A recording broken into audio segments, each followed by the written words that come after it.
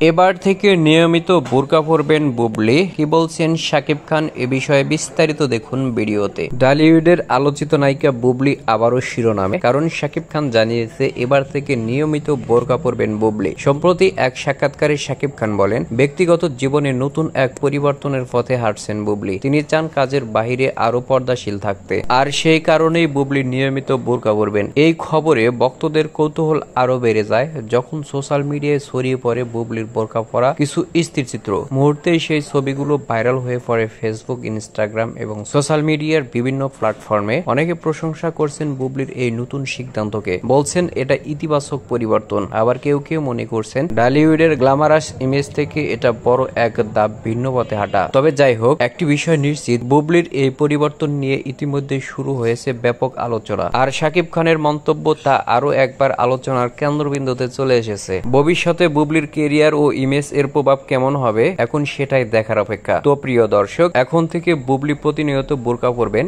এবং সেই সব বোরকা উপহার দিচ্ছেন শাকিব খান নিজেই। এ নিয়ে আপনার কি মনে হয়? আপনার মূল্যবান মতামত জানিয়ে দিন ভিডিওর কমেন্ট বক্সে।